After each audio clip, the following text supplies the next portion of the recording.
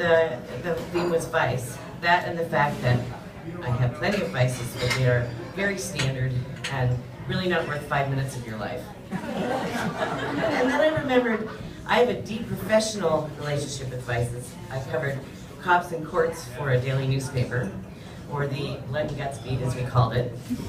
And it was the best beat because if it bleeds, it leads. And I had a steady diet of rapists, murderers, one serial killer, dirty cops, crooked lawyers. It was a veritable smorgasbord of vices. And this was the immediate post-Watergate era when journalism was considered very virtuous. So I was brimming with virtue when I walked into the Whatcom County Superior Courtroom to cover my first felony trial for my first job, or my first day on my new job. And the judge was perfect.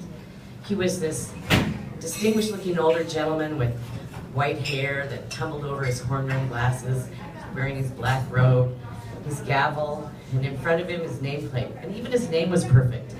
The Honorable Judge Marshall H. Forrest. And I just thought, this is the cornerstone of democracy. This is a place steeped with dignity and tradition.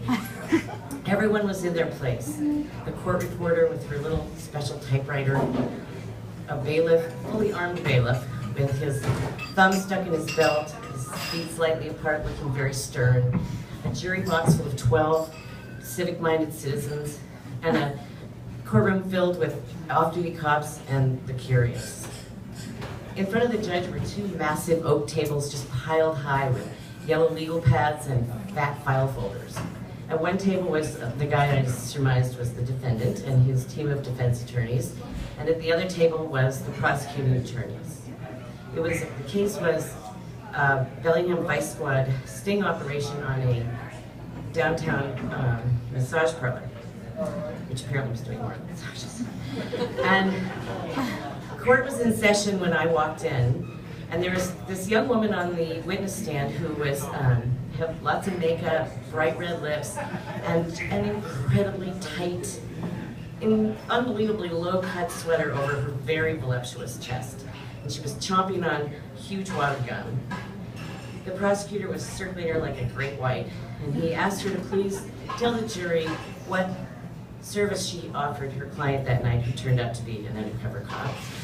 And she said, well, first we had to wait till she stuck her gum on her back molar with her tongue. And she leaned forward and she said, I offered my client an around the world. And everyone was, the prosecutor was like, okay, and he sat down and he leaned forward and he said, please tell the jury precisely what that entails.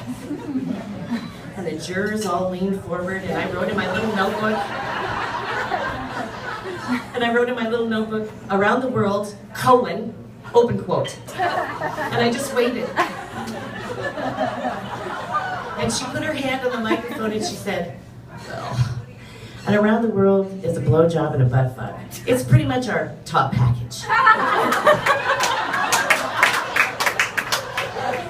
And I was horrified. I was scribbling in my notebook because I wanted to avoid eye contact with anyone. And I kept thinking, oh my God, how am I going to write this in a family newspaper? Is butt fuck hyphenated?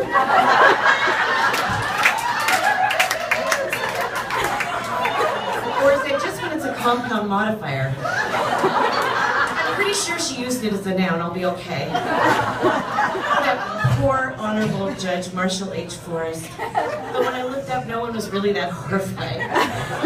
Although the jurors were definitely uncomfortable. They had that look on their face that you get when you fall down in front of a bunch of people, and you're like, I meant to do that, I'm fine. Their faces seemed to say, well, an around the world, duh. That's what I would call it. So when the court was over for the day, I went back to the newsroom and I stared at this blank piece of paper wrapped around the carriage of my IBM Selectric. And I turned my story in, and my city editor came over and he had it in his hands and he said, it's okay, but it's kind of dry. And he said, do you have any other direct quotes? And I said, well, I do have one